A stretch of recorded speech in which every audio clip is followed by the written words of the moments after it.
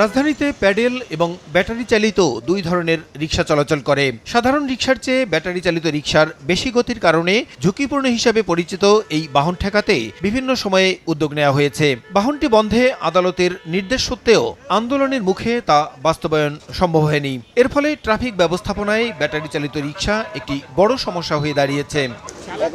এ অবস্থায় ব্যাটারি চালিত রিকশা বন্ধ না করে একটি কাঠামোতে নিয়ে আসতে উদ্যোগ নেয় স্থানীয় সরকার মন্ত্রণালয়। বুয়েট উদ্ভাবিত 3 চাকার স্বল্পগতির ব্যাটারি চালিত রিকশা চলাচলে প্রবিধান তৈরি করে সরকার। অবশেষে শনিবার সকালে রাজধানীর আফতাবনগরে ব্যাটারি চালিত এই রিকশার পাইলটিং কর্মসূচির উদ্বোধন করা হয়।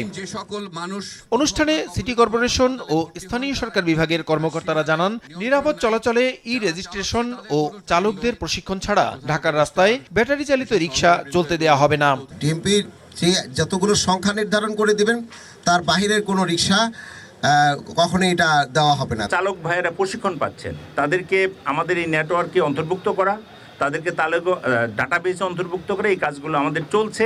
সড়ক পরিবহন উপদেষ্টা জানান, প্রথমে নির্দিষ্ট এলাকায় এবং পর্যায়ক্রমে পুরো শহরে ই রিকশা চালু করা হবে। শ্রমজীবী মানুষকে সম্পৃক্ত করেই নিরাপদ নগর গড়তে এই প্রকল্প বাস্তবায়নের কথা জানান স্থানীয় সরকার উপদেষ্টা।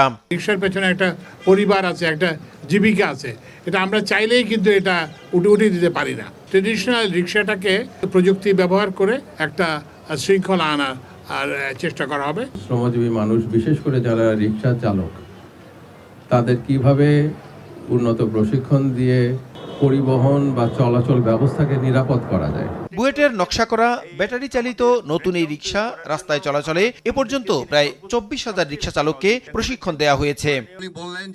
প্রসূন আশিস, সময় সংবাদ, ঢাকা।